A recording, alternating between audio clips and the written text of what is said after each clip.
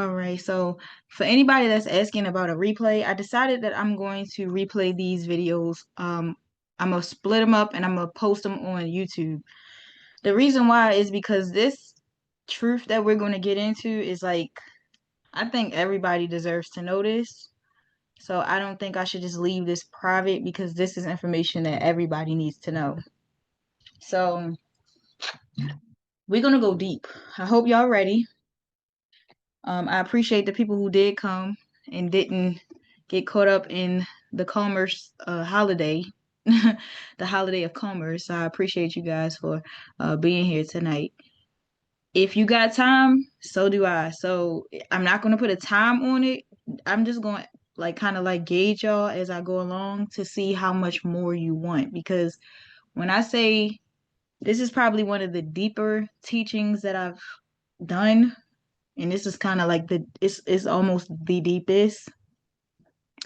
I think that this is going to really change how you walk around after this. And this is for everybody. Everybody that's here tonight. This is going to change a lot for you. And this is going to make you want to finish these processes even more. All right, so a sacred return to truth, land, and standing. This is the DTB foundational curriculum. This is class 1. All right, we were never slaves. We were the original Americans. This is 4 weeks of foundational knowledge. This knowledge is going through the beginning of the history that you were told and beyond. So I know like in school, when we first start school, when we get into like history and stuff like that, the first thing they tell us is about what happened in 1492 when Christopher Columbus, and I'm doing air quotes, discovered America. By now, everybody should know that that was a fabrication. You can't discover something that is already thriving and surviving. You only can discover something that is nothing there. So, what they told us about 1492 and after was manipulated according to a system that is keeping us all divided. And I'm going to go real deep into this. Again, as we go through this foundational curriculum, tonight's class, I'm going to gauge you guys and be like, y'all want more? And y'all tell me y'all want more, we'll keep going. Can we all agree on one thing? We've been lied to about almost everything. Our parents were lied to, their parents were lied to, and so were the generations before them. A lie repeated long enough may feel like truth, but eventually the spell wears off. And that's exactly what this moment is, the unraveling. Regardless of ethnicity, skin color, gender, or orientation, we've all been playing someone else's game. We've been pawns on a board we didn't build. It's time to stop playing. We've each faced suppression, some more brutal than others, but always from the same machine, the government, the corporations, the system. So I ask you now, bring your full attention. Keep your mind open. Receive this information not from the lens of offense or defense, but from a place of willingness to unlearn and relearn. Because if you're not ready to let go of the lies, what you hear might sting. But understand, this isn't coming from ego or superiority. It's coming from love, a love of truth above all. Over the next 4 weeks, we're going to walk through the good, the bad, and the deeply uncomfortable. We'll expose the manipulations, the erased identities, and the global alliances built to keep the real ones asleep.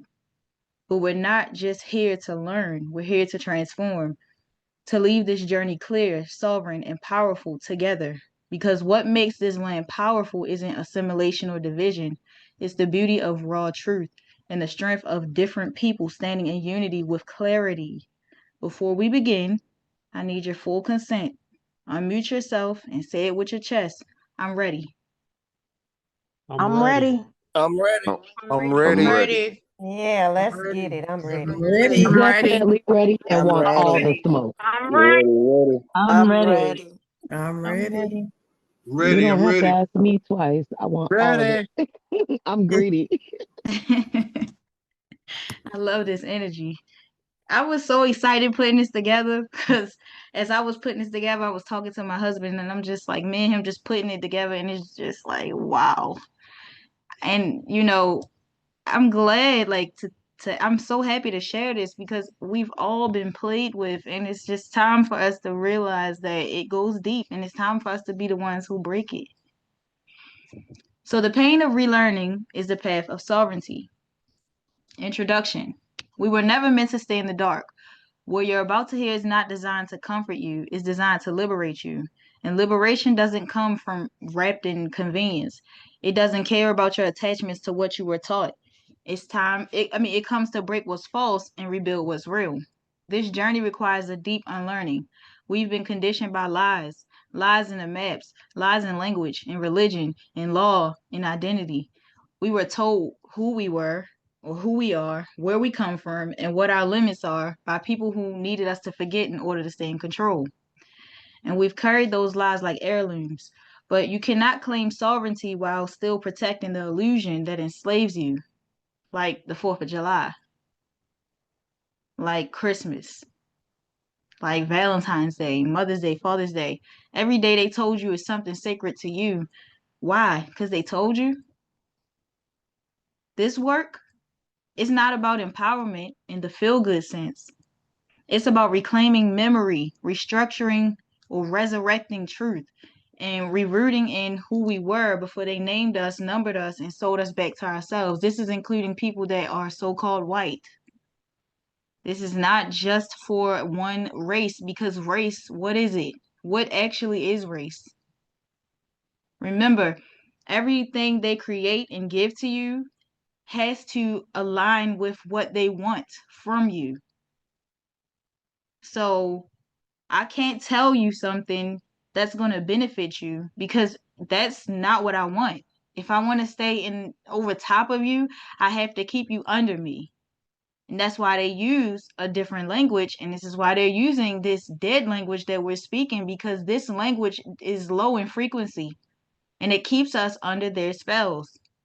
It's time for us to see through the lies. The truth will hurt. It's supposed to. Why? Because it's cutting through the spell. It's pulling back the curtain on the entire illusion. The so-called history books, the distorted scriptures, the maps that relocated Egypt across the ocean, and the names that were imposed on us like chains. Sovereignty begins with memory, and memory begins with truth. You can't contract your way into freedom using terms written by your captors. The only true freedom that you're going to have is of knowledge. And you're going to use that knowledge to take your vessel out of their corporation. That's it. You're going to use your vessel for yourself because you're sovereign. You don't need them to do it for you.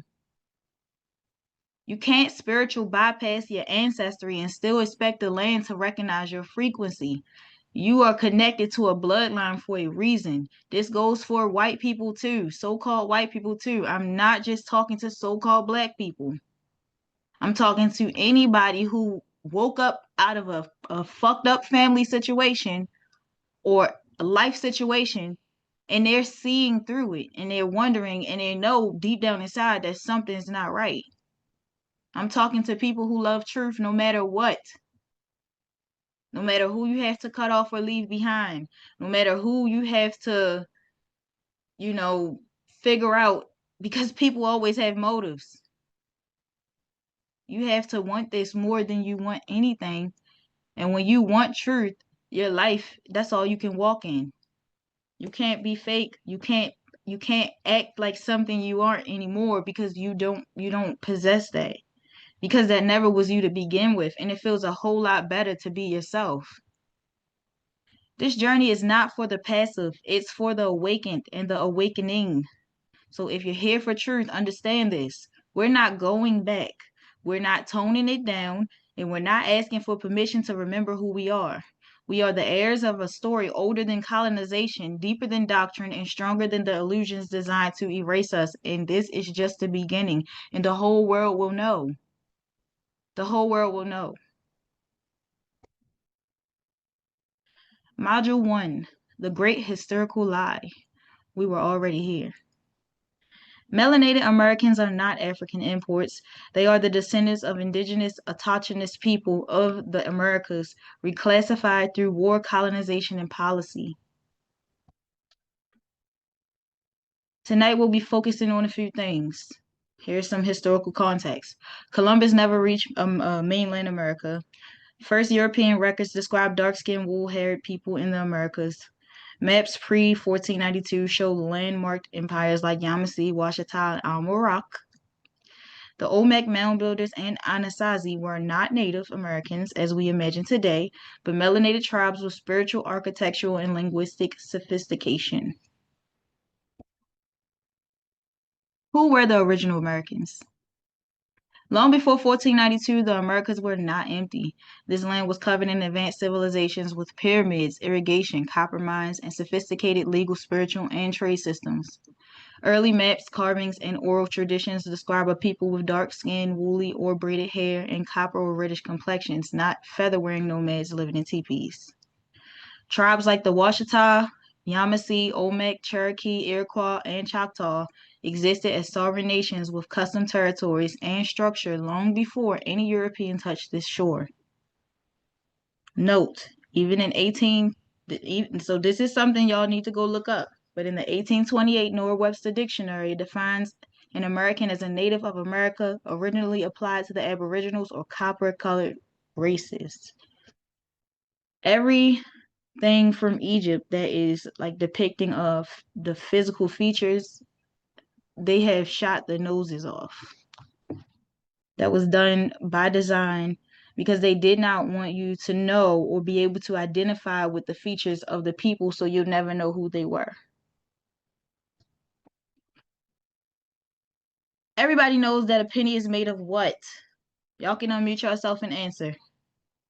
Copper. Copper. Copper. Copper. Used to be copper. It used to be copper. There you go. But copper. It used to be. Copper. Right?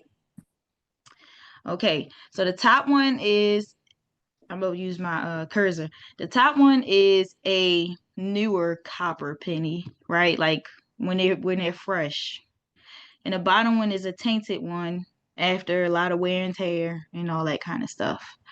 Now, these are two different people on this thing, but these are so-called African American Black people in America, and these are the Native Americans here. Now, and we're just using our context clues because the way that they hid stuff in plain sight is by giving you clues without giving you exacts. So if they taught you in their school system, when they say certain things, they teach you to not look for context in what they say. So you won't take it in a way where you're supposed to dissect it because they took away your ability to think critically.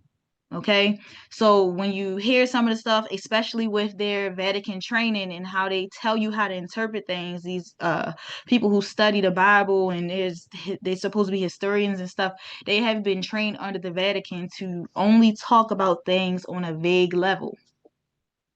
So they're giving you clues without telling you because they know that people are going to find out, but they want it to be hard.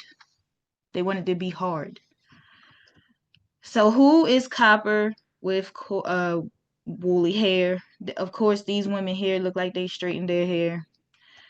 But who's copper colored? The same color as these pennies, both newer and older, with woolly hair, and who's not? Okay, what happened to the people at the bottom, the so-called Native Americans, is very sad. If y'all want me to keep going deep, I put it in here, but they had things happen to them as well. And they're kind of like under an extreme level of Stockholm syndrome where they've been under abuse by the government for so long that they have completely lost their identity in who they are. They have done this to everybody here. Everybody who is in America, whose families have been in America for the last 20 generations, you are now grafted in as an American. However, your family has a long line of trauma and y'all forgot who y'all are. We forgot who we are. Everybody in America has forgotten who they are. And that was by design, because if they can reclassify you in your mind, then they can reclassify you in their legal system on paper so that they can stay in control.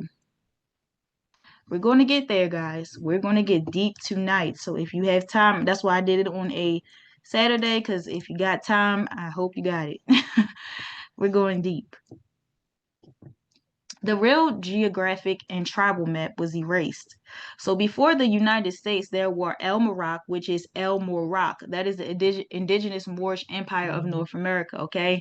Moorish was a status, not a race. It was a status, and it meant that you were royal, that you had royal blood, okay? You have Anahuac and Amexem, which are the ancient names for the Western Hemisphere. So that's what we used to call it, Amexem. That's where everything that they have kind of like, they're still using our names, but they Americanize like, I wouldn't say Americanize, I would say Anglicize the names so that they can take away as the power that they once held in the names, in the way we named it previously. You have the Washita D. Duggamondia, and they are recognized by the United Nations as an indigenous nation, but they are disputed, but it's documented, it's on paper. Okay, and you have the Yamasee and Muskogee nations, and they're the heirs of the land now called Georgia, Florida, and Alabama. These peoples were not from Africa, but were reclassified as Africans once the United States needed to hide the fact that they were stealing land from their heirs and not importing labor from a distant continent.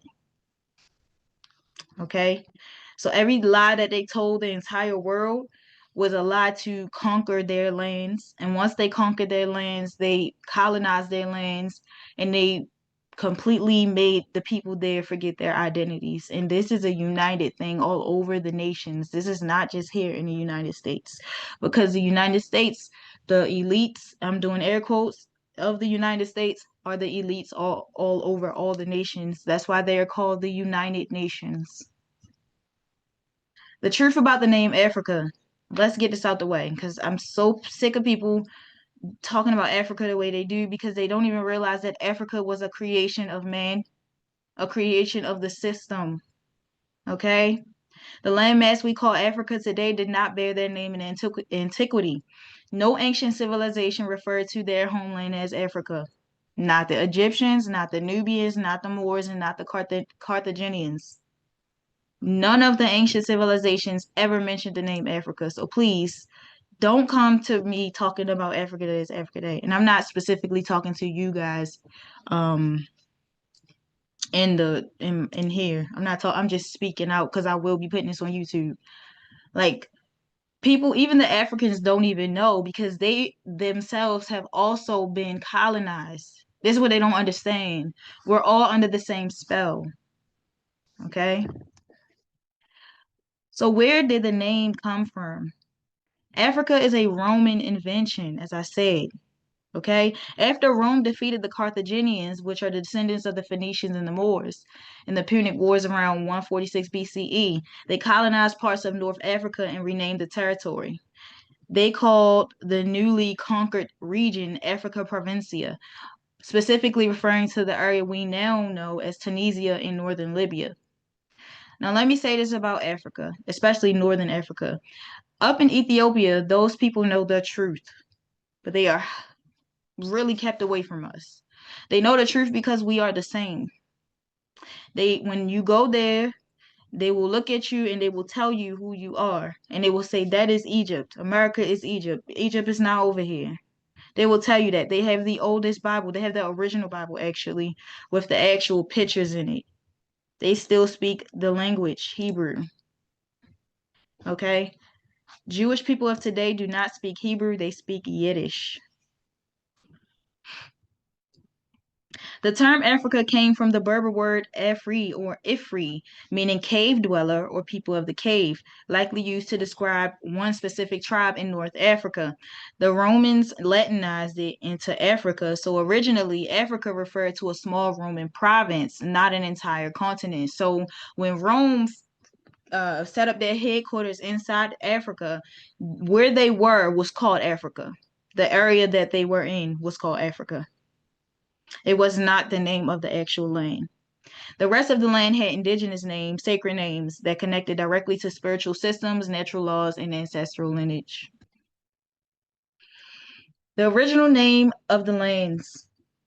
I'm about to tell you the original name of most of the lands that we called America and all that kind of stuff. So here are some of the names that predated Africa depending on time and region. So before they named it Africa, listen to what I'm going to say, guys. Before they named it Africa, Africa is a colonialized name, okay? That name is connected to their maritime jurisdiction law, which creates entities out of names.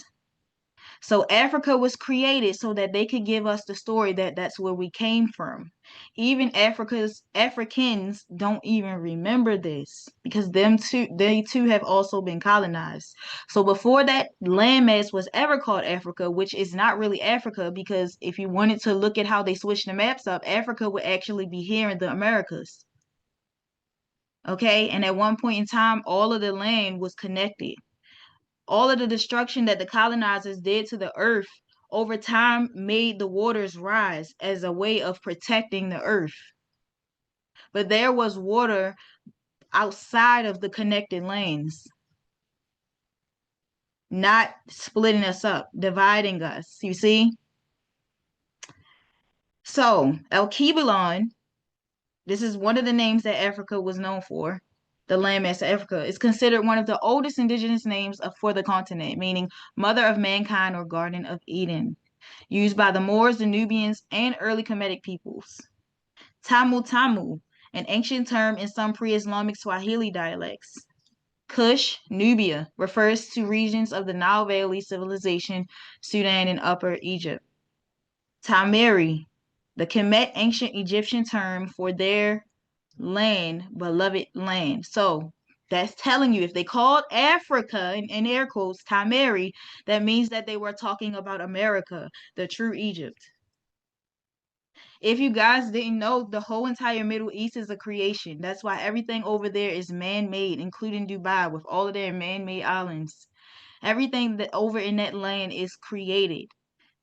That's why if you go over there or if you look at videos from over the entire Middle East, all you will see is like very dull, masculine, man-made creation. Like everything just looks too created. It's nothing natural. They barely have any trees. It's all like city stuff. Punt was also a name for Africa, and it referred to in ancient Egypt texts as a sacred land of origin, often associated with Ethiopian or southern Arabia, but possibly connected to pre-colonial America, because America was where life started, not Africa. When they say life started in Africa, they're telling you the truth in plain sight. They're literally playing games with you. They are gaslighting you because they're telling you the truth, but they're saying it in a way that your mind is going to not interpret it if you're not turned on properly, which you won't be because you went to their schools to be turned off. The next name is Ethiopia. It's a Greek word meaning land of the burnt faces, which originally referred to vast lands south of Egypt, not limited to today's Ethiopia. All right. So, in a nutshell, we are in Africa right now. This is why they're trying to get us, the true Americans, to go to Africa, because if we leave to go and become a citizen of another corporation that they still own, we will lose our sovereignty altogether when it comes to being able to collect it back. We will give it away to go and become a citizen of another country where our soil is not our soil. You will get mind freaked over there. That is why they're telling you to go back to Africa. Fun fact, even the Moors didn't call themselves African. They called themselves Mar or Mari or Amuravid, which depended on the dynasty they came from, and it traced their lineage back to the Canaanites, the Hebrews, Atlanteans, not the Romans. Okay? So they knew where they came from. They knew where they came from. So why they renamed it Africa? Control through redefinition.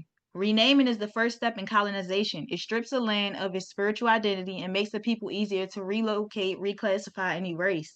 The Romans couldn't conquer the people unless they erased the sacred names, replaced them with Latin legal designations, and claimed authority through language. Calling the land Africa helped disconnect people from their original names and customs. So it introduced Romanized borders and nations and justified Christian missionary rebranding under civilization. Later, European colonialists expanded Africa to label the entire continent, lumping together hundreds of cultures under a Roman term to flatten identity and reinforce foreign domination. Africa was not the name of the people, it was the name given by their enemies. So please, don't try to connect us back to Africa when we're really technically already here. Etymology of the word diaspora. Because you guys hear the word the African diaspora. So first of all, that word comes from Greek, and it's of Greek origin. And diaspora comes from the Greek word, I can't pronounce that, that's Greek. But dia, stands for across or through. Spora, spora, is scatter, sow, or seed. So in the literal meaning of diaspora, it is to scatter like seed across a wide area. The term was originally agriculture. It was about agriculture, okay? Later, it applied to people forcibly being removed or spread out, especially those exiled from their homeland. So, the Bible talks about the wheats and the tares, how they're going to grow up together, the wheats and the tares, but you'll be able to see the difference when they are fully mature. The word diaspora originally meant to scatter like seed across a wide area because it was about agriculture, about growing things. Connect the dots here.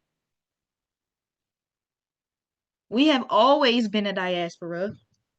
We just respected each other's land. And we knew where we belonged because all of us had our own homes. And we were deeply rooted and connected in them.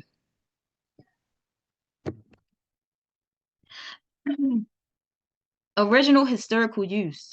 The word diaspora first became culturally loaded with reference to the Hebrew Israelites who were exiled from Jerusalem and Judea, which is also over here, after Babylonian invasions, and later scattered by the Romans in 70 AD during the destruction of the Second Temple. In biblical and early Christian texts, diaspora came to refer to the dispersed of Israel among the nations. So you got to see Deuteronomy 28:64, and James 1:1, and John 7:35 to see that and understand where the context of that. But in that book, the reason why it's the greatest story ever told and it is the best-selling book in the nation is it's because it's about the true people, and the true people are the blueprint of everything because we are the Elohim. They don't want us to know that. So in universal law, for something to work, you have to tell them the truth without telling them. Like, you have to gain their consent some way to be able to do it, or you're going to commit a spiritual crime. And spiritual crimes are way worse than physical crimes.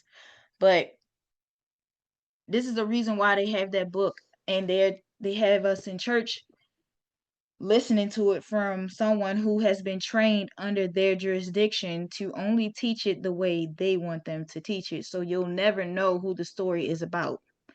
And I'm going to go so deep that even, like I said, this is for everybody. So even if you're so-called white, you're going to be like, wow.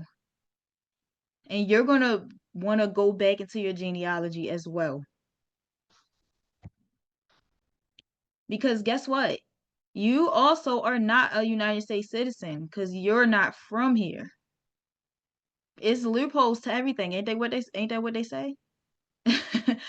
Us who were already here, we can't be United States citizens because this is our land, and you guys can't be United States citizens because you are from another land. This ain't your land. You're from another land where you actually have roots in. You see, they have been playing with us against each other because they have created what we call race. What is race? So let's talk about the modern definition of the word diaspora. So today, diaspora means a population that has been dispersed from its original homeland, but maintains connections to that homeland culturally, spiritually, or ancestrally. It's most commonly used in three contexts, through either when they're talking about the Jewish diaspora, the African diaspora, the Armenian Greek diasporas. But when they say African diaspora, they're not being fully honest. So why do they use diaspora to describe melanated people? The main reason is to mask identity theft, okay? Using the term African diaspora implies that melanated people came from Africa, were scattered through slavery, and thus have no real sovereign claim to the land they're on now, especially in America. But as you know, many so-called Black Americans are not from Africa via the slave trade. You should know that's a lie, and we'll get into that. But they are, or we are, the indigenous people of the Americas, Moors, Hebrews, Atlanteans, and Cushites, renamed, relocated, and rewritten. So calling us the diaspora serves to sever our claim to being original to this land. It reduces us to scattered victims of foreign displacement, and it flattens diverse ancestral identities into one African narrative, which never made sense to me. To universalize and vagify sovereignty. So the word diaspora is a politically safe term. It doesn't specify tribe lineage or legal nationality. It's abstract, scholarly, and emotionally neutral. It makes it convenient for governments, institutions, and NGOs because you can talk about Black suffering without naming colonial perpetrators, and you can honor history without restoring land reparations or real status. So an example is like saying the African diaspora built America. That is like it's different than saying the indigenous Moors and Hebrews who were already on this land were enslaved, erased, and renamed. See the difference? One is poetic, the other demands justice, and justice is something they're not willing to pay.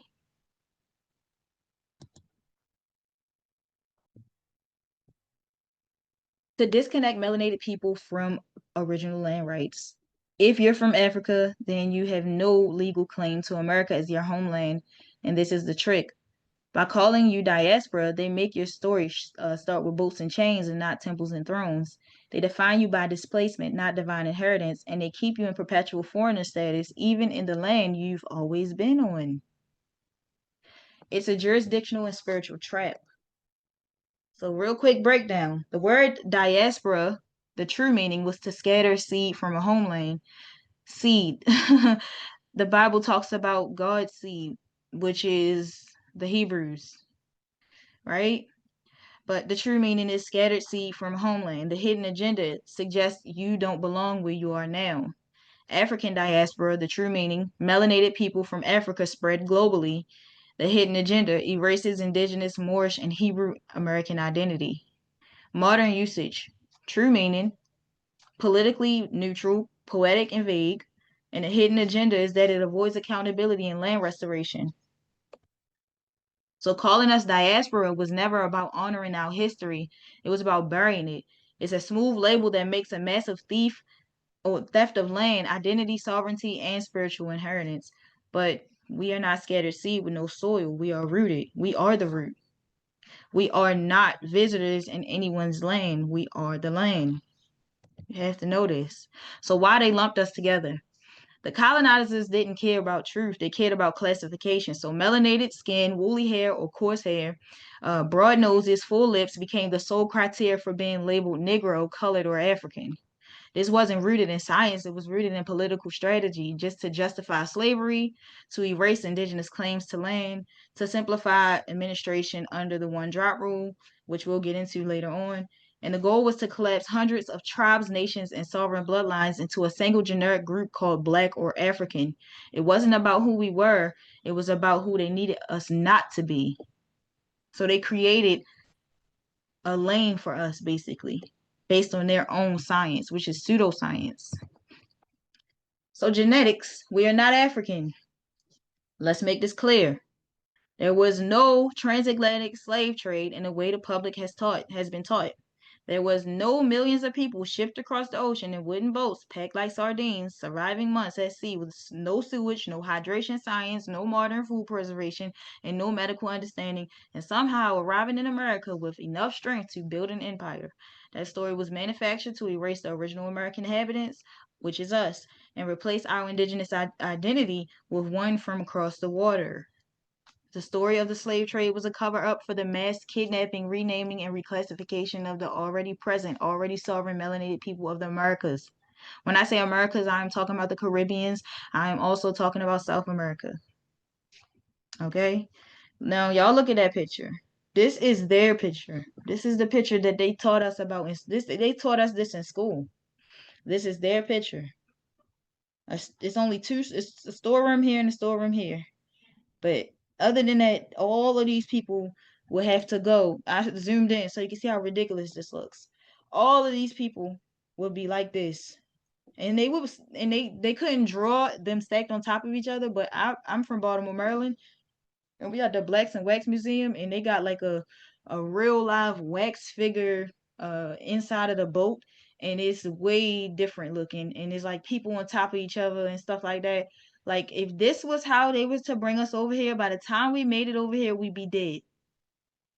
Maybe you have, and this is a strong maybe one person might have survived that. But they did not have the technology. That's the reason why they came over here. If you look into European history, which I advise everyone to do so you can understand this game that they playing with us, you will realize that their technology was very low.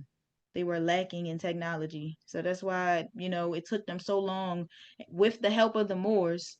The Moors, the melanated Europeans, actually helped them a lot to advance in society. They actually taught them about soap and washing up because they had a lot of diseases. Some of the diseases they had were so bad when they would dig up the bodies, their bones were still being ate away because from the disease. So the real slave trade, the slaves, they documented were often prisoners of war from tribal conflicts. So like when they went to war with the Moors, the Hebrews, Washita mound builders, people like us who were already here, when we lost the war, then the survivors of the war became prisoners. Okay? So when you hear prisoners of war, that's literally what that means. So the European ships often transported goods, not bodies. Many of the so-called manifests were altered later or misinterpreted intentionally. So Indigenous Americans were classified as Negroes, colored, and eventually black in census documents and legal codes as early as the 1600s. They weren't shipping people in, they were enslaving the people already here.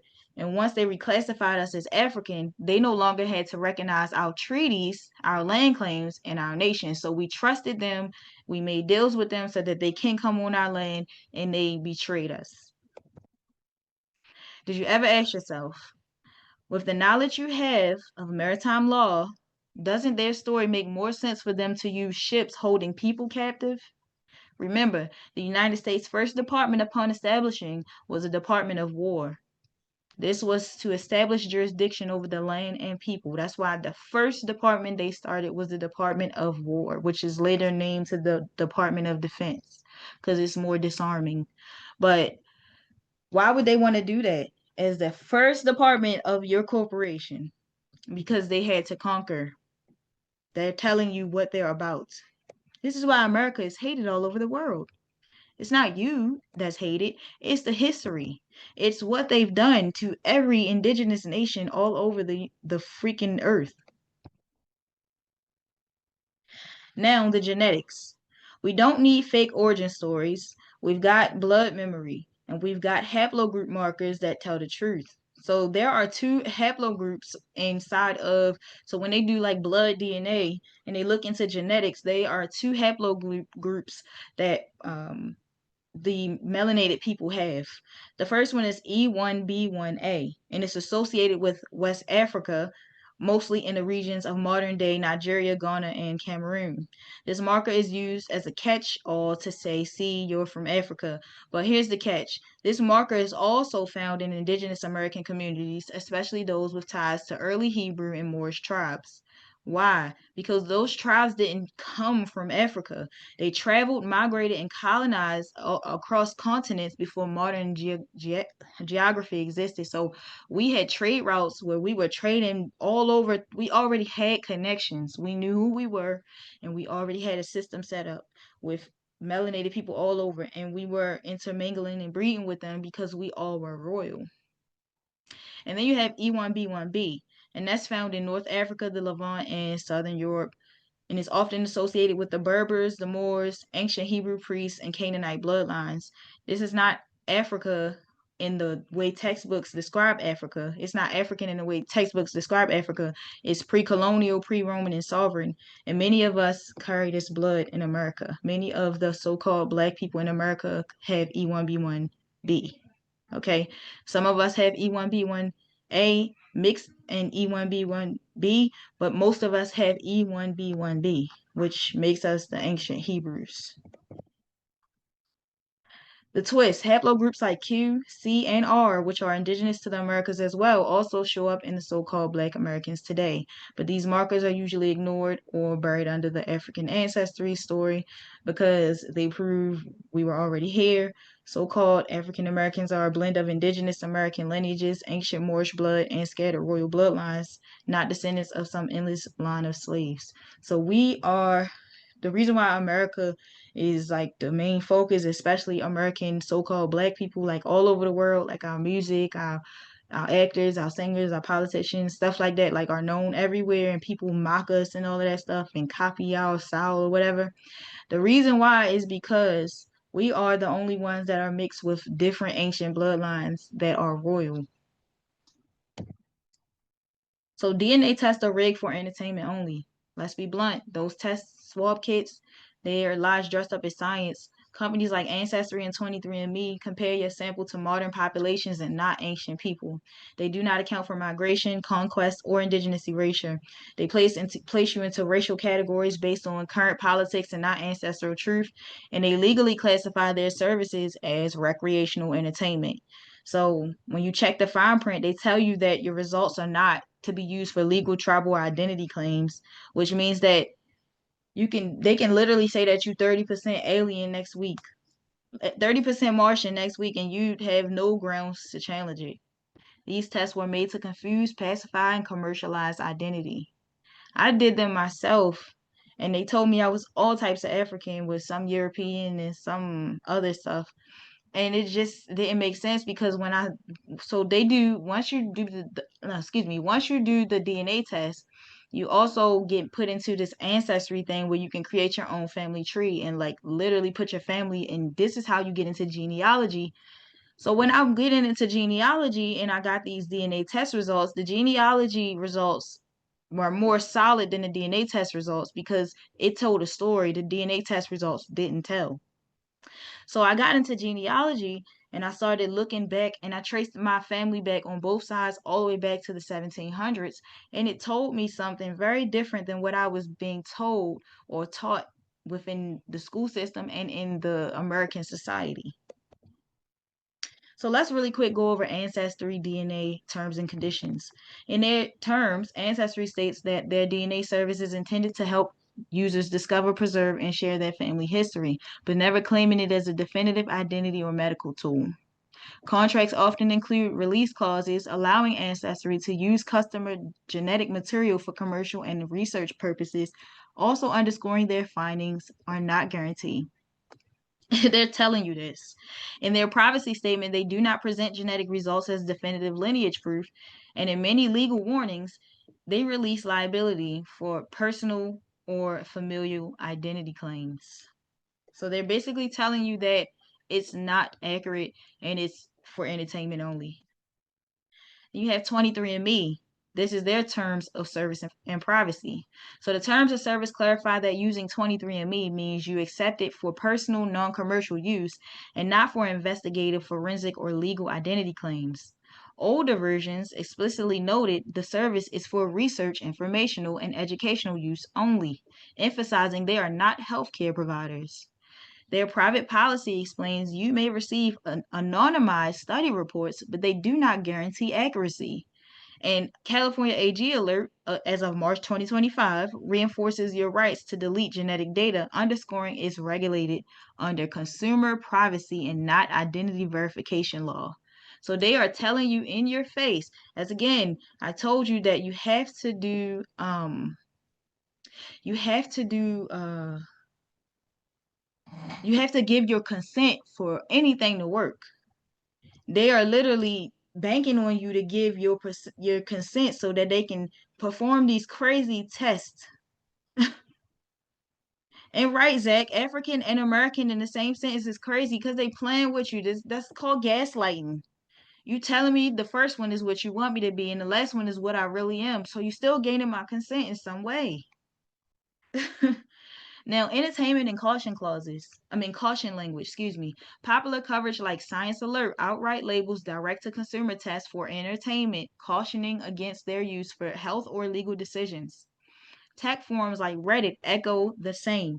Ancestry and 23andMe disclaim liability and require users to sign off their rights for research and resale. So they're literally taking your rights from you. And I didn't know all of this when I did it. I just wanted to find out more about my ancestry. First and foremost, I was told my entire life that I wasn't African. My father knew who he was, knew who he came from, and he told me the same story verbatim every time about everything. And also, I'm going to show you guys some pictures of my descendants. And then my mother as well, she also knew, and we'll get into that as well. So it's going to blow y'all mind. So in 2017, a Chicago area woman named Jennifer Smith did a DNA test for ancestry. When her results came back, it said she was a Jewish white woman.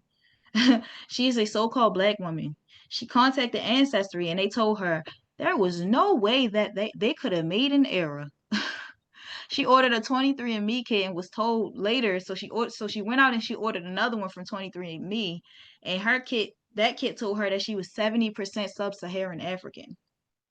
You see, they're playing with you. They're telling you who you are. Remember, I told you, technically, this is Africa. If you want to say where everything happened and took place that they told you in the Bible and stuff, it really happened on this land. Okay, so technically, they're telling her without telling her. They're double speaking. They're gaslighting her by telling her, yeah, you are African. And by us being so brainwashed in their system and they have all of this double speak and legalese, we thinking it's Africa over there across the water and it's Africa right where we're standing. So they're telling her who she is without telling her. You see the games?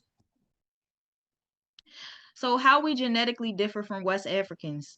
Our DNA proves that we've always known spiritually. Many so-called African Americans do not carry the dominant West African haplogroup, which is E1B1A. Instead, we carry E1B1B, which is tied to North Africa, Moors, and ancient Hebrews. We also carry Indigenous American lineages that trace back to the Americas and not Africa. This is why some of us feel zero cultural or spiritual resonance with West Africa. It's not disrespect, it's just disconnection because it's not our land or our people.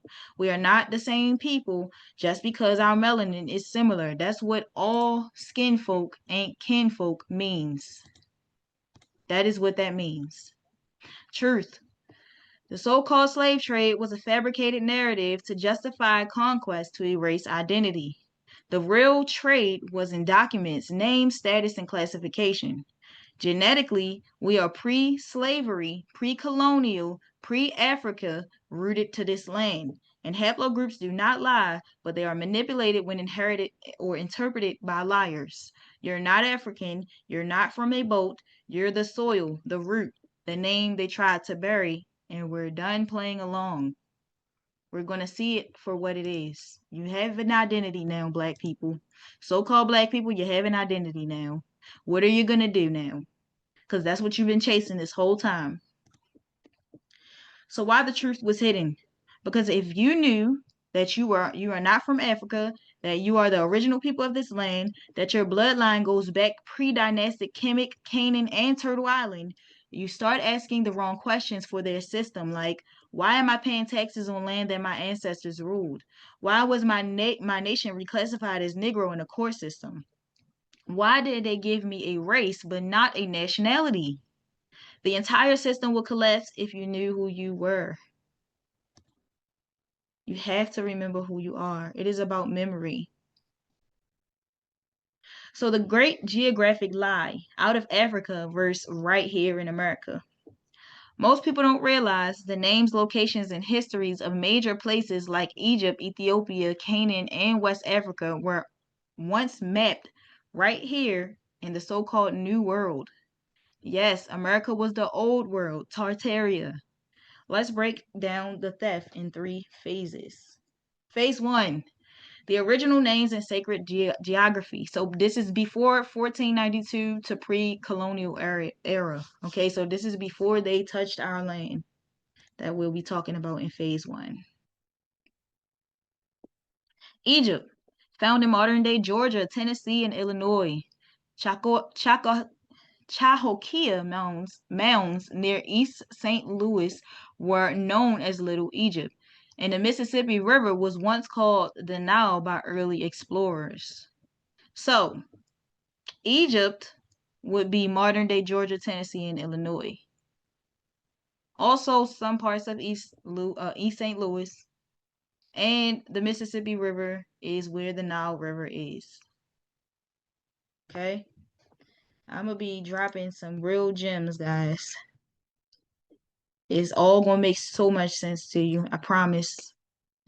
Ethiopia, a region spreading across the Mississippi Delta into parts of Arkansas and Louisiana.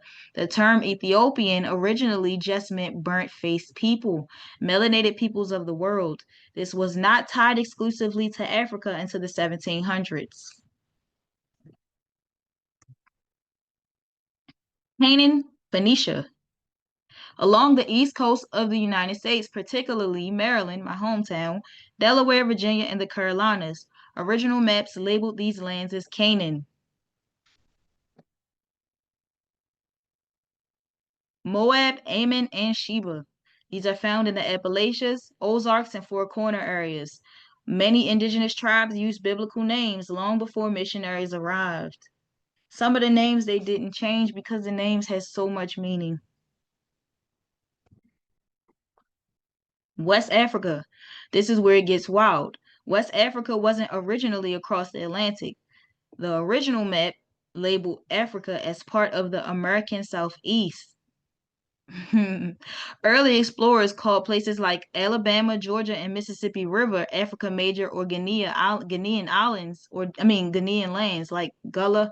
That's where the Gullah Geechee people are. Gullah, that's all of that's connected. And it's a term which didn't always mean from Africa, but rather dark-skinned lands. In fact, Guinea shows up all over the Carolinas and Georgia on pre-revolution maps. Guinea Road, Guinea Neck, even Guinea Corn.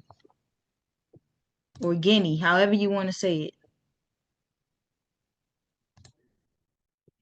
The map rewrite begins. So from 1492 to 700s, they had went in and started redoing the maps. Okay, so after 1492, European powers began remapping lands to serve colonialization narratives.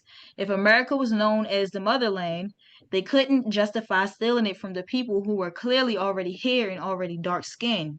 So early maps referred to regions as Tartaria of the West, which is the ancient civilization, India Superior, hence Indians, Florida Ethiopica, which Florida was considered part of Ethiopia, Negroland, and yes, right here in the Gulf region, like so down there by like Florida and stuff like that, there was Negroland. You can go look it up. These maps still exist. This is the thing. Oh, and the last one is Moore's Point. Multiple Moors named regions still existed. This is the point. The whole time that they had programmed you in their school system, this history was not hidden. The stuff that I'm talking about is not hidden. It's very accessible. Like you literally can just get online and look for it. It's there. It's just that they have programmed you so much to rely on what they give you that they know you're not going to do that. So that's a way of them gaining your consent. Again, everything has to be consensual. Okay? The term Indian was generic and ambiguous. It was a mashup of Indio, which was the Spanish word for godlike, and a misdirection from the Indus, but was used globally to mean melanated native.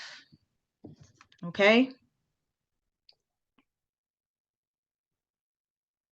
So many early Europeans described the Americans as Negroes, the Americans as Negroes or Moors. The earliest and most honest descriptions often didn't say red or copper. They said black, brown, woolly-haired, Moorish, or Ethiopian.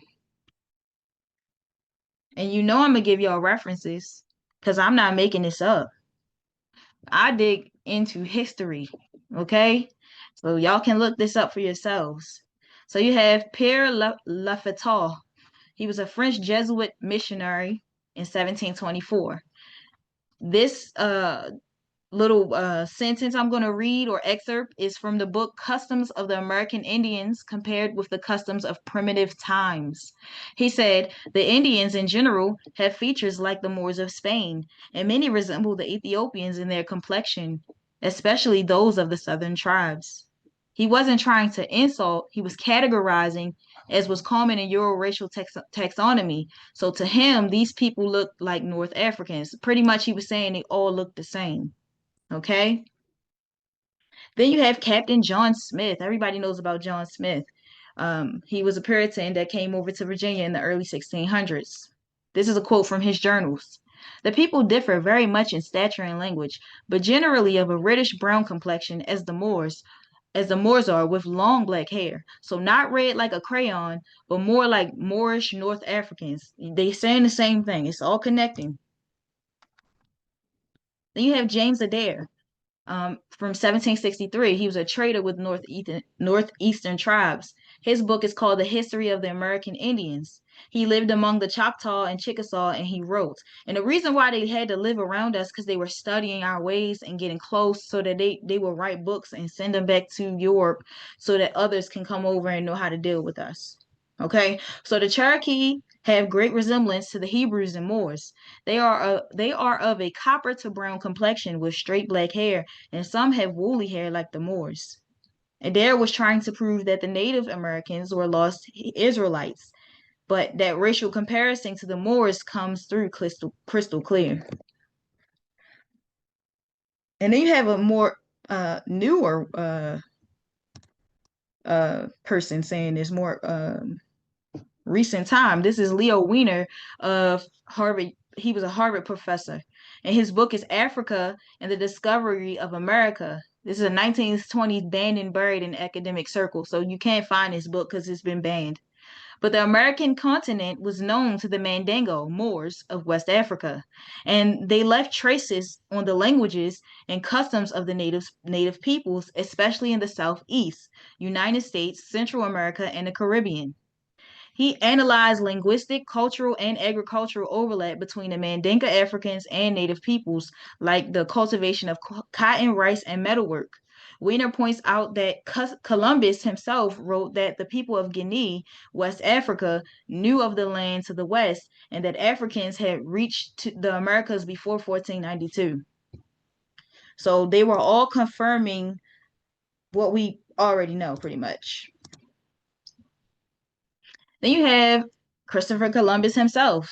Moors in the Americas before Columbus, okay? He wrote in his logs, the people of this island are black and their hair is woolly, similar to the people of Guinea. He wasn't referring to the people of Hispaniola, now Haiti and Dominican Republic. The same island, that's who he was referring to, the people of Haiti and Dominican Island. It used to be called Hispaniola, okay? The same island later ravaged by slavery. So more truth. Columbus sailed with Moors and Africans as interpreters and navigators. So they always used us against ourselves. Okay.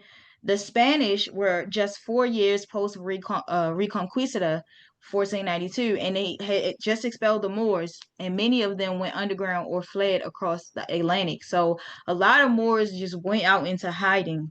They just went either underground to hide so they wouldn't get killed, or they went and just pretty much dropped their nobility because they had lost a 700-year war.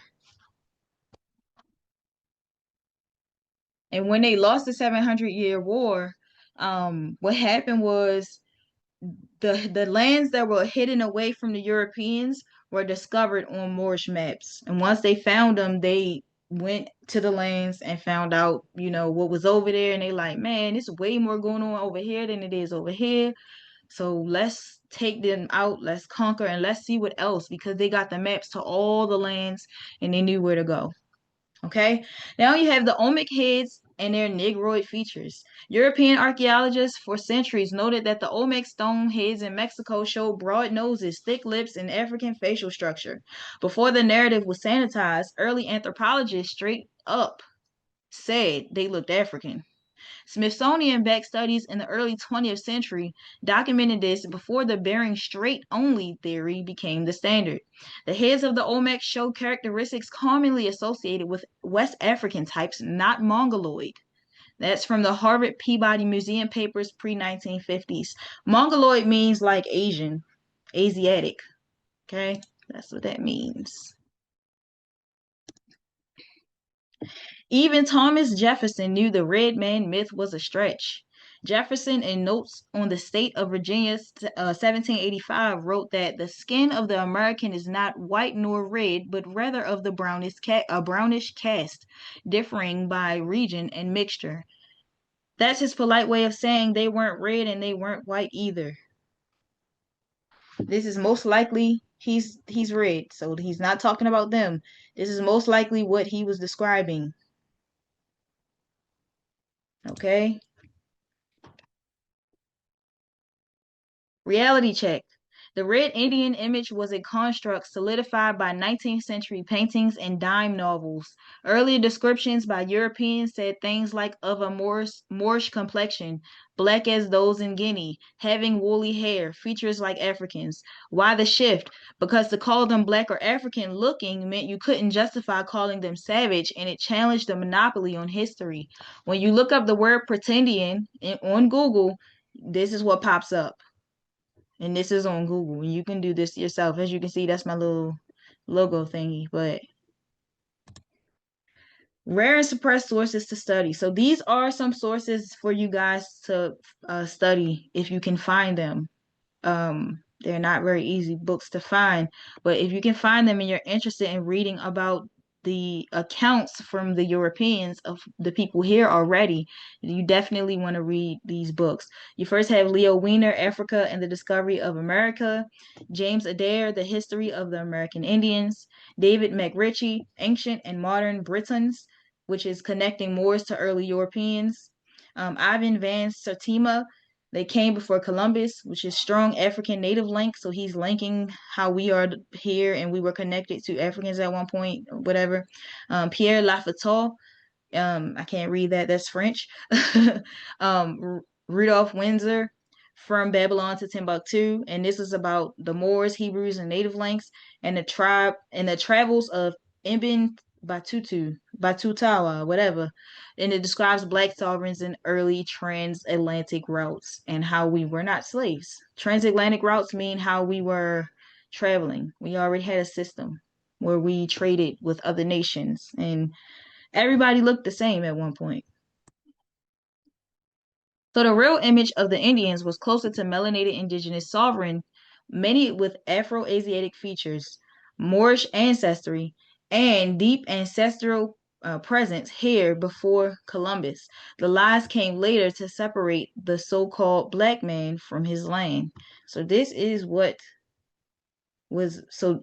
how they looked with less clothes on at first, right? And they ended up getting us to go from this to looking like this, cutting our hair off, wearing suits and ties.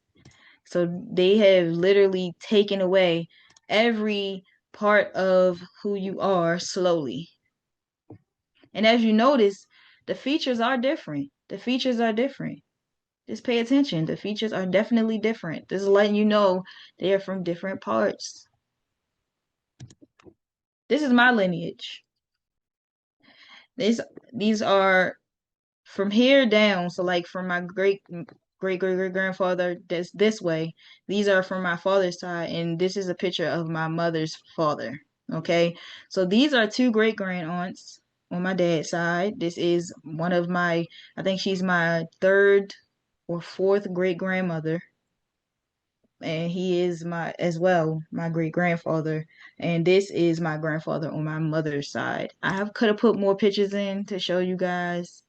But I just want you guys to see the diversity that I come from. But I'm black, right? I'm black though, just because of the color, and my skin is not even black. I'm really brown. But this just to show you how diverse my lineage is. So this is telling you something. This is telling you something, right? Right? They look white, right? All right, we're gonna keep going.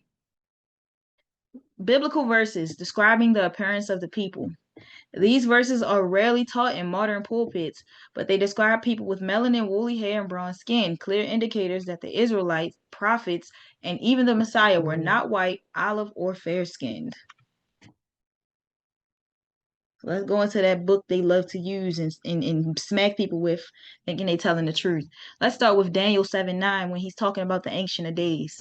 The Ancient of Days is Jesus, for those of you who don't know. But the Ancient of Days did sit, whose garment was white as snow, and the hair of his head like the pure wool. This is from the KJV, okay? Key detail is that the hair was like pure wool. Who has woolly hair? Melanated people.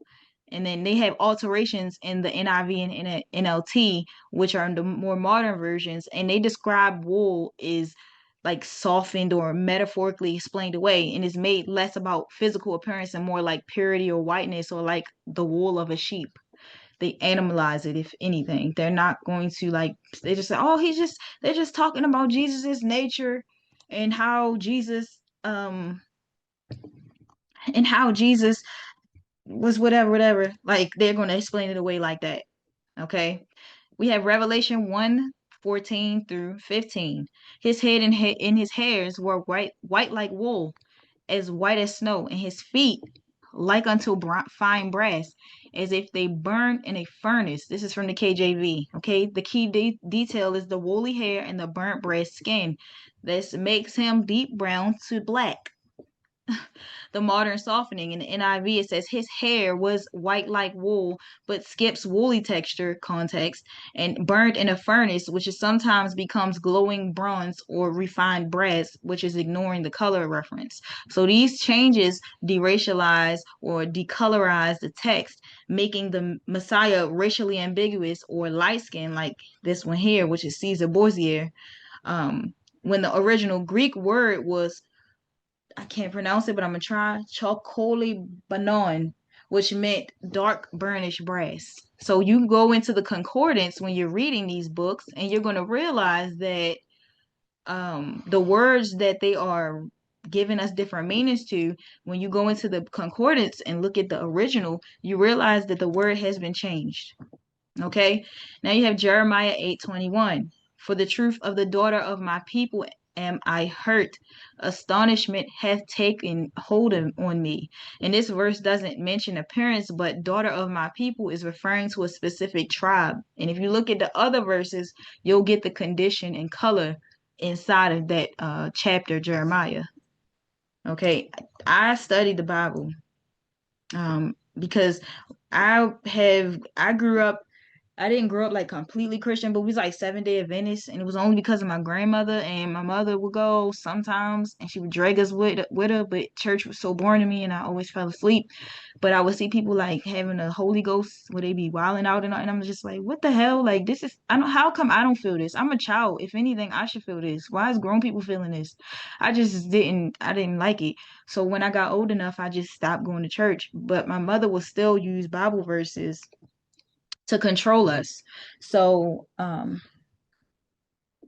I just had like one day just had this like experience where I ended up getting real deep into Christianity. And for 2 whole years, I was like the best Christian you could ever know. And I studied the hell out of that Bible. And so it started to make sense to me that the Jesus in that Bible and the people they're talking about is me.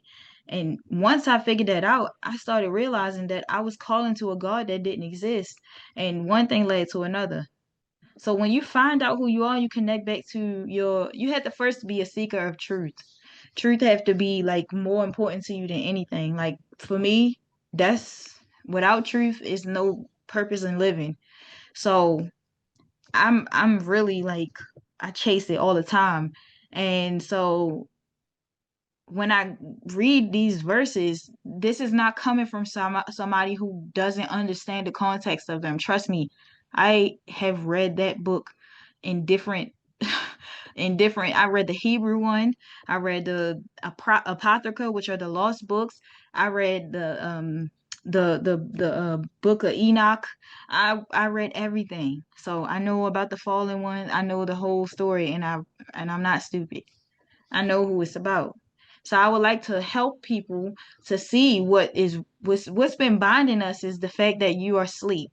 And I'm not saying this in an offensive way, but as long as they can keep you in the American dream, then you will do what they want you to do, which is what people call the Matrix. And the Matrix is just a corporation. It's a corporation that creates many corporations, and it just uses real people to pump fake entities to keep them on top and you on the bottom. There was no caste system at one point. There was no white, black, Chinese, none of that. It was nationality, it was religion at one point, it was, tribe, clan. It was not the color because there were brown and dark Europeans as well. If you look at the first Neanderthals, their skin was not white. It was not white. White came from the creation of white, the word itself and the classification itself, we'll get into later on.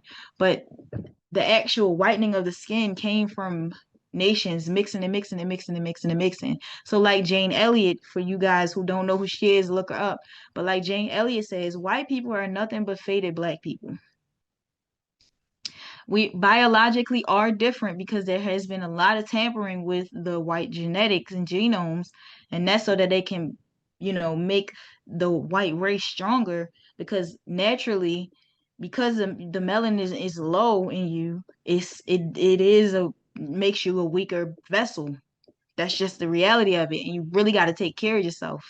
The less melanin, the more pale you are, the more you have to take care of yourself because things can really make you sick. And it's just because your genomes have been tampered with over time. Okay. At one point, you guys were nothing but albinos. It went from y'all being albinos to literally like they're splicing you with animals and stuff. It's a long story, and it's really unfortunate what they've done to everybody. To everybody. We've all been used for their plan. Okay? So don't feel sad. Just know the truth so that you can work through it. Lamentations 4:8. Their visage is blacker than a coal. They are not known in the streets. That's the KJV version. The key detail is visage, which means face, blacker than coal. This describes Israelites during famine, dark-skinned people becoming even darker under distress. The modern censorship in the NIV, it says, but now they are darker than soot. And in the NLT, it says they are darker than blackness itself. The truth stays, but it's disconnected from identity. So most people never connect that this is a reference to the Hebrews and not Africans or outsiders, because the church, the Vatican, purposely made it that way. Okay. Song of Solomon 1:5-6. I am black but comely, O ye daughters of Jerusalem. Look not upon me because I am black. KJV, okay? The key detail is Solomon's lover is explicitly black and beautiful. The modern downplay in the NIV says, dark am I, yet lovely. And they change black to dark and often teach this is a metaphor for sin or shame, which erases racial truth. And this is most likely how dark they would have been. Okay? Melanin is the true mother of the planet. Don't argue with me about it.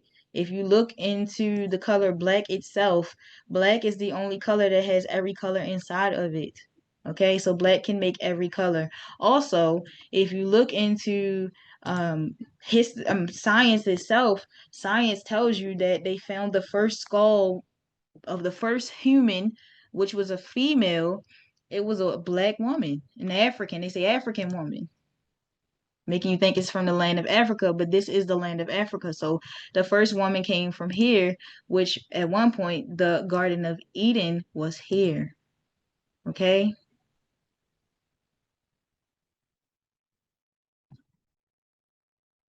All right, let's keep going. And then you have Job 30:30. My skin is black upon me, and my bones are burnt with heat. That's KJV. This one is plain. Job, one of the most righteous men, is describing his own appearance, yet no Sunday sermon ever shows Job as a melanated man. So the modern versions, some of them remove black skin or spiritualize it completely, but the Hebrew is explicit, shakahor. Shakahor equals black. Okay?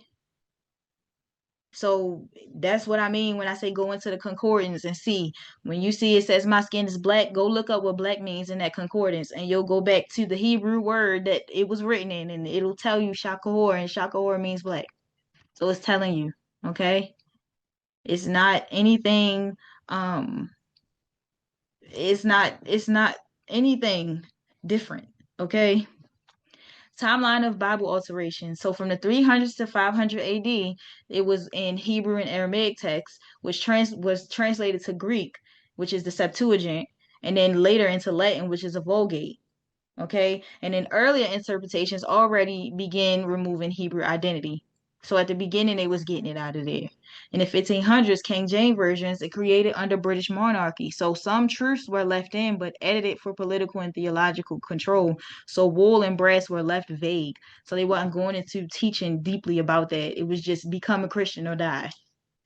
In the 1800s, American slave Bibles removed 90% of the Old Testament and most references to Israelite law, liberty, or uprising. So the identity was completely erased. They knew we were Hebrew because we literally still spoke Hebrew, and we wrote Hebrew on the church pews in our churches. You can look this stuff up. This is actual videos about this. Okay. Also, you can look up the Slave Bible for those of you who don't know. That Slave Bible removed 90% of the Old Testament and had a little bit of it where it says slave obey your master and stuff like that, stuff that served their purposes. And then they had the little bit of like they just left all the bad stuff in there that made them look better and made us more docile to them because we're thinking that this God that they created is going to send us to hell. Okay. And in the 1900s to now, so modern versions like the NIV, NLT, and the ESV downplay or remove racial clues altogether. So woolly hair becomes a metaphor, black skin becomes dark, tribes become people of God, Hebrews become spiritual descendants, like as long as you accept Jesus as your Lord and Savior. And it became a universal message, not because that was true, but because the truth pointed too clearly to a specific people, like melanated descendants of the ancient Israelites, which is us. So the people described in the Bible had skin like burnt brass, hair like wool, and were mistaken for Egyptians, Moors, and Cushites, not Europeans. And the modern system flipped the story. The villains became the chosen became the cursed, and the descendants of these people today are taught that they are Gentiles or Africans with no real name. Like they tell you that you come from Ham. Of the Noah got 3 sons. Ham is the cursed one. That's what they tell you. When you really are the Shemite. Okay? But the book was always about you, and they knew that. And that's why the Vatican is heavily involved in church and what they are allowed to teach. That's why pastors have to go to seminary school. Okay, so let's talk about the timeline of persecution from colonialization to the present. But real quick, I got to take a quick bathroom break. So I'm going to pause it, and we're going to get back into it. Go grab a drink or something. And we're going to get back into it in just a few. Ready? Ready. All right, let's go. All right, so back at it. So this is the timeline of persecution from colonialization to present. So from the 1500s to 1600s, that's when the reclassification began.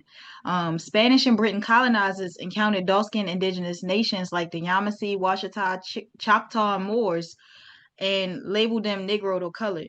Negro or negro literally means black in Spanish. But early colonial records show enslavement of indigenous people, not Africans. Laws like the Virginia Slave Codes in 1705 reclassify free Moors and natives as slaves based on skin color, not origin. Persecution began with reclassification and identity theft wrapped in law. So they used their maritime jurisdiction on us, which we are people of the land.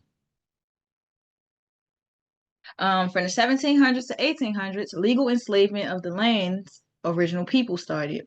So the so-called slave population was largely made up of Indigenous Americans renamed as Africans.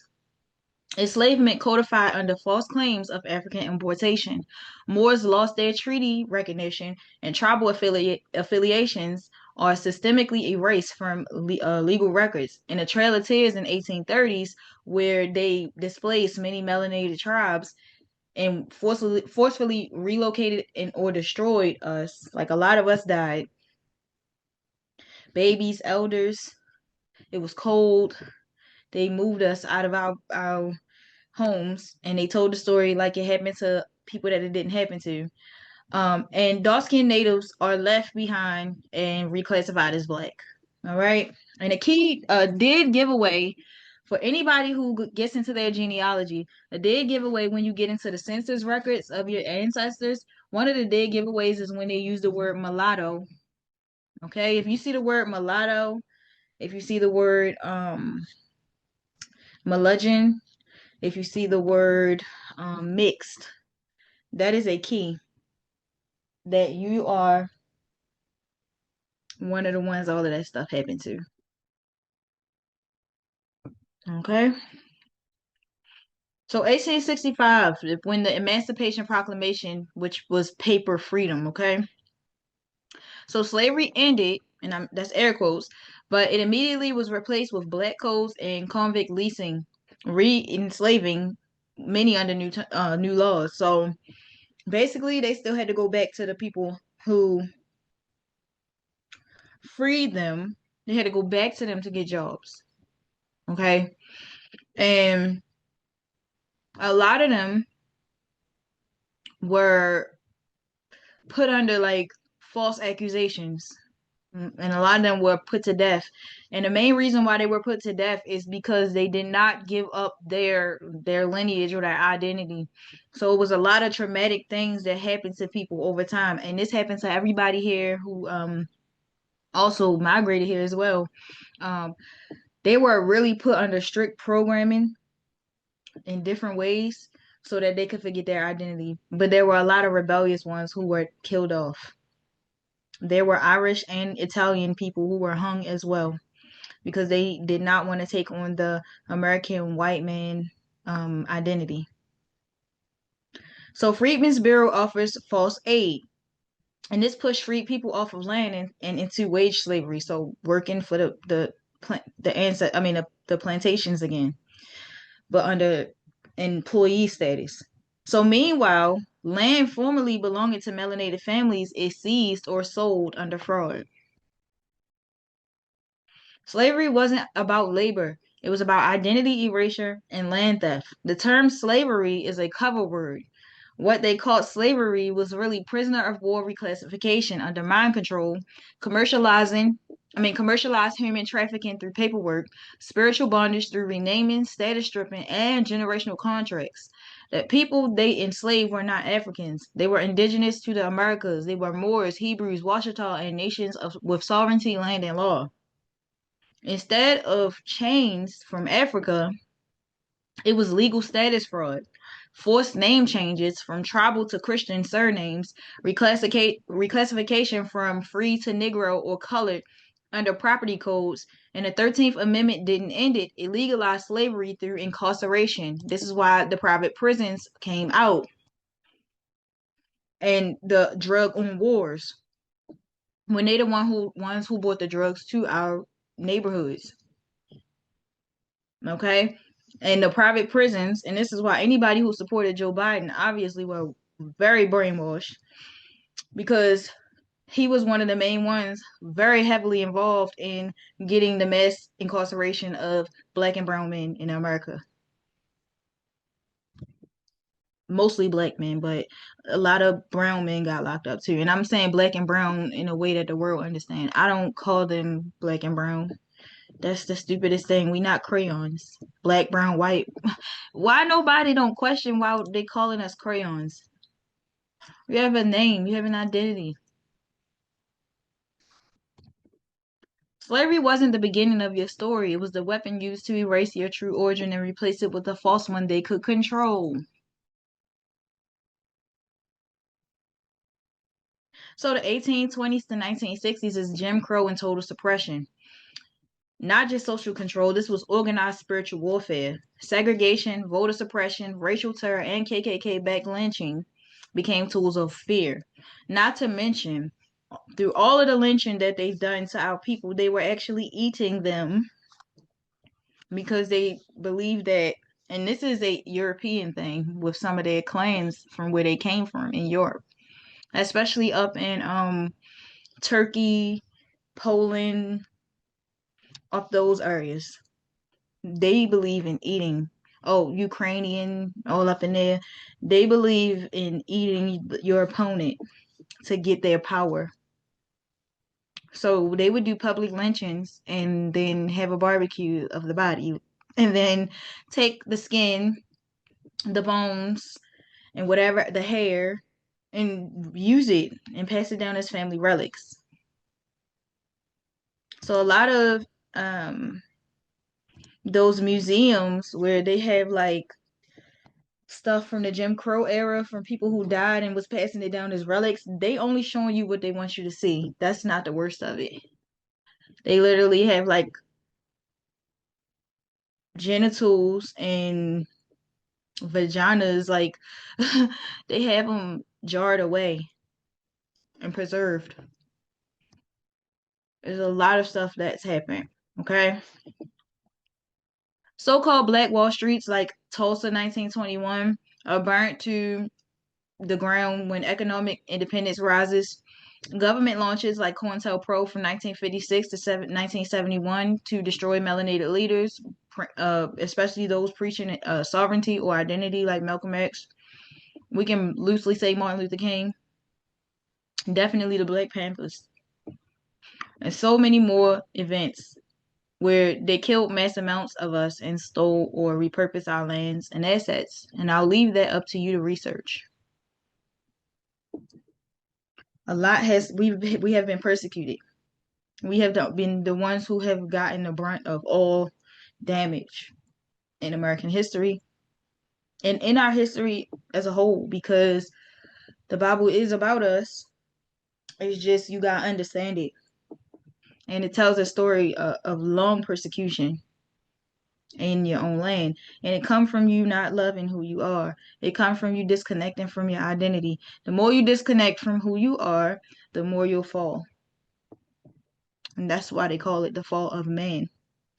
Because we fell into man. We were not men, but we fell into man. And now we think we are these bodies. And that's why they're able to use these bodies as their pawns on the chessboard by keeping us asleep and disconnected. But when you reconnect to who you are, then you start to remember. And you get your identity back, as far as I have my identity when it comes to my nationality. I have my identity when it comes to this vessel that I'm in. But no, what's deeper is my nationality when it comes to who I really am. I'm Elohim. I cannot suppress that, and I can't lie. I cannot act like it's not true. And I'm not saying it in an egotistical way. It's just when you know who you are, you know who you are. So this reality bends to my will. And it does to yours as well. And that's why they need your energy to keep it going. 1970s to 1990s, chemical warfare and psychological operations. Take a look at all of this stuff here, guys. This is the stupidest, worst, ugliest man ever. He is the one who, J. Edgar Hoover, he is the creator of COINTELPRO. This was a spy program that targeted us.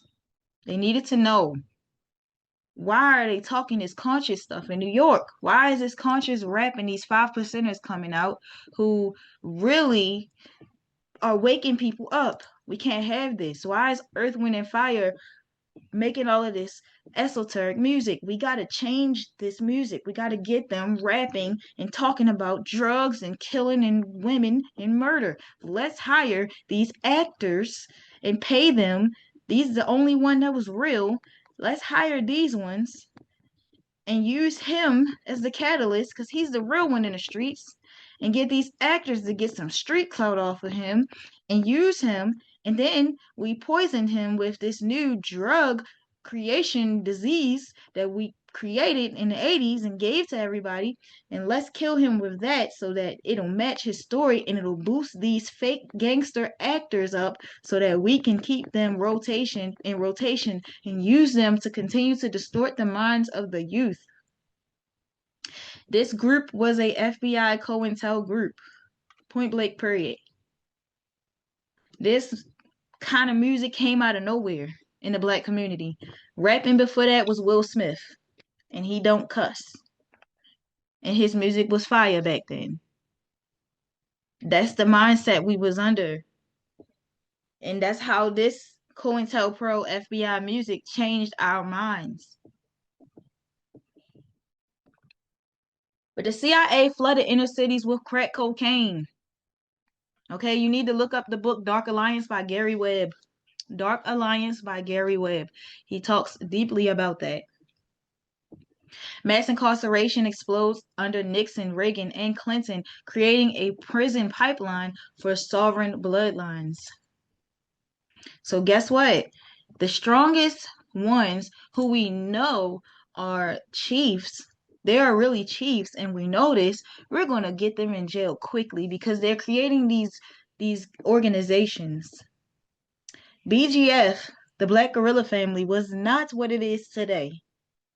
BGF was about overthrowing the prison system because they were wrongfully arrested through law and identity. That's what it was about. But guess what they did to Fred Hampton, the creator of BGF? They made him seem like he was such a bad guy, and they ended up killing him. They got him out the way because he was very influential and positive, and he was strong on his identity. Let's talk about Tookie Williams, or Wilson Williams, whatever his last name is, but Tookie that started the Crips in California. He also was very influential, and he also was a chief. They get rid of them because chiefs create resistance against the system. And resistance is something they don't want. This is why they feed them food in jail full of metals, because metals keep them docile. This is why you wonder, how is it all of these thousands of people arrested and only these little bit of prison mates or whatever, the POs or whatever, it's only a little bit of them officers and they don't overthrow them? That's because the food in prison is poisoned with metals, heavy metals. So they cannot use their brain properly. It stunts their growth, and it gives them what we call arrested development. When whatever age they were when they got arrested is the age they will be when they're released, if they are released. This is why most men who've been in prison for a long time end up back in prison, because that's all they know. It's Stockholm syndrome. They are in love with the oppressor.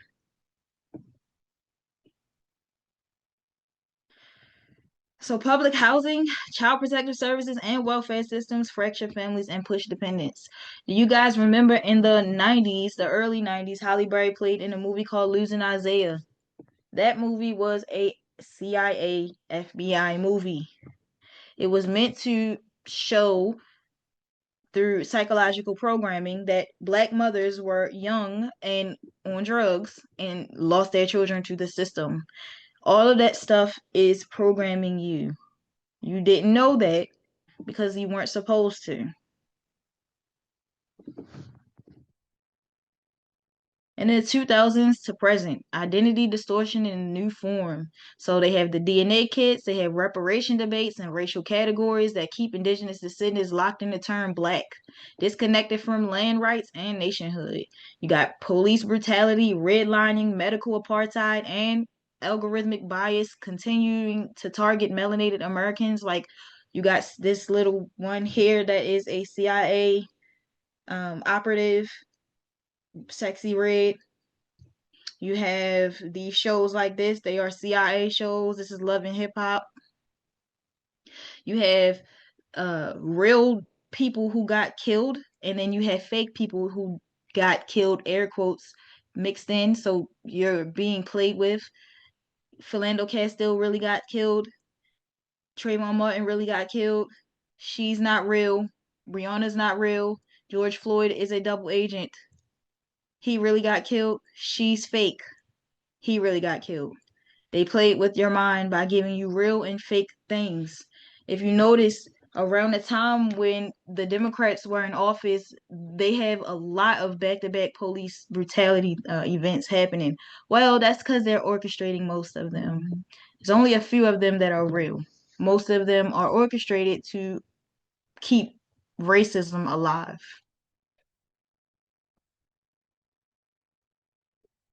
Oh, and then damaging media that causes identity distortion and perversion.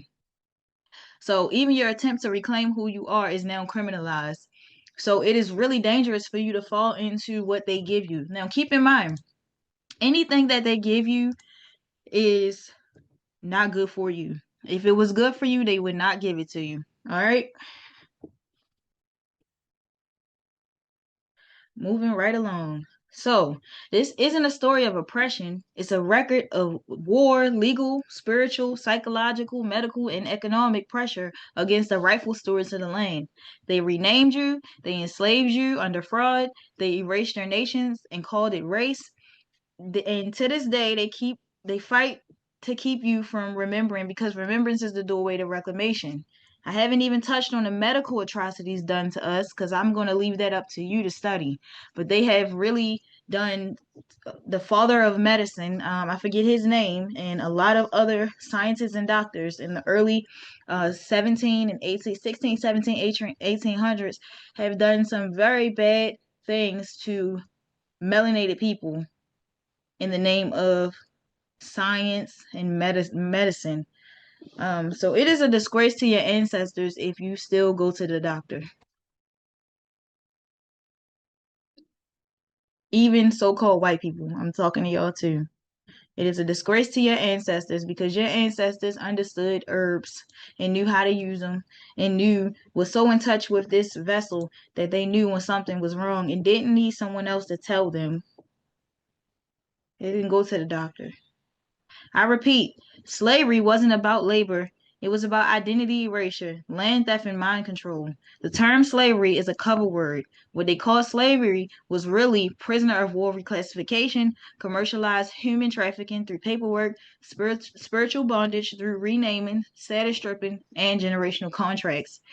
The people they enslaved were not Africans, which is us. We are indigenous to the Americas, Moors, Hebrews, Washitas, and nations of with and of sovereignty, land, and law. Instead of chains from Africa, it was legal status fraud. That's what they did. Legal status fraud. Forced name changes from tribal to Christian surnames, reclassification from free to Negro or colored under property codes, and the 13th Amendment didn't end it. It legalized slavery through incarceration. Okay? How many times were we reclassified? At least 6 major reclassifications were forced on us, and they were all legal strategic moves designed to strip identity, sever land rights, and erase sovereign memory. So our original status was sovereign nation tied tribal. So before 1492, we were never called black. We were Yamasee, Washita, Choctaw, Chattawaa, Creek, Natchez, Moore, Aniwala, Taino, Arawak, or Hebrew tribes, okay? Aniyawayi, I guess. I'm probably saying it wrong. But we were governed by a matrilineal system, so the women were the ones in control, not patriarchal, okay? We had mound civilizations, calendars, and temple law. We were labeled by European invaders as Moors, Indians, or savages, but still recognized as nations. This was your uncolonialized status. You were indigenous and sovereign, and they didn't like that because you were doing things that they wish they could do. So the envy made them take you out.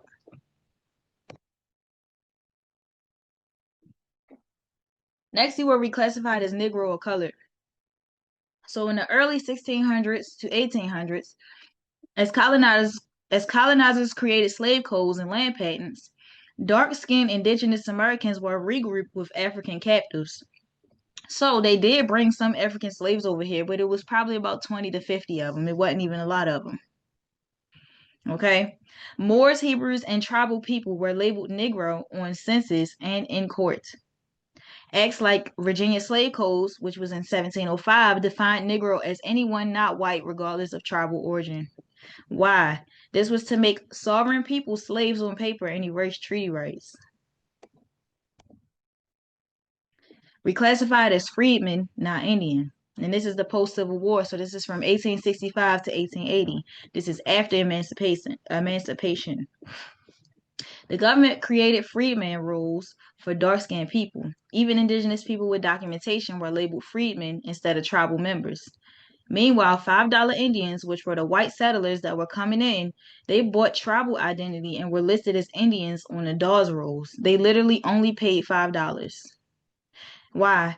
To cut off melanated natives from land allotments, benefits, and nationhood. And I'll go into why they did that, why they took that deal as well, why the settlers did what they did. Excuse me. So next, we were reclassified as Negro during the Jim Crow era, and that was from the 1890s to the 1940s. This was as segregation laws took over. So census takers were instructed to mark anyone with visible melanin as Negro, even if they claimed Native ancestry.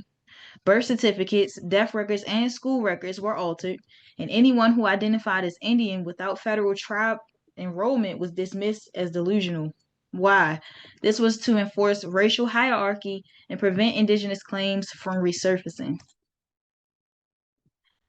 And lastly, we were reclassified as Black or African American, and that happened in the 1960s to 1980s with the Civil Rights Movement. Came new labels. First was Negro. So Negro was phased out after a while because it became offensive to be called a Negro. I know y'all heard like interviews with Muhammad Ali saying, "Don't call me no Negro" and stuff like that. It's because around that time, being called a Negro was offense. And that was only done because they wanted you to get further away from who you were. So they literally phased out Negro by telling you it was an offensive thing and it was close to the word nigga. So Black and African American were pushed as terms of pride, but legally they cemented foreign status. No land claim, no tribe, no nationality, just a race and a zip code. And if you know, zip codes are not, that's within their jurisdiction. Okay, so yeah.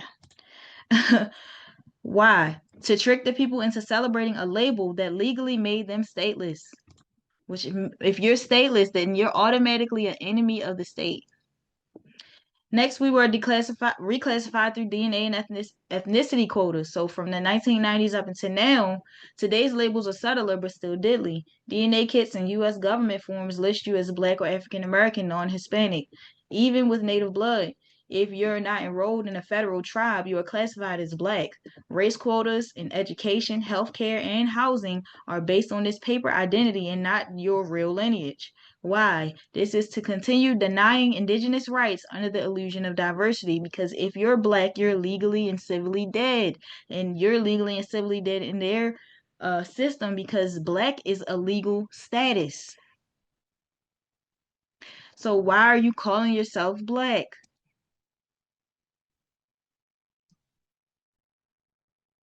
So why all these changes? Why did we have to be reclassified this many times and everybody else wasn't? Because every time we were reclassified, they invalidated existing treaties, they erased land ownership, they removed sovereign protections, and they disarmed spiritual and legal lineage. So each reclassification equaled one more lock on a stolen vault of your inheritance. So for 20 generations, 20 whole generations, they were playing this psychological game to make you forget who you were through reclassifying you and indoctrinating you through their systems.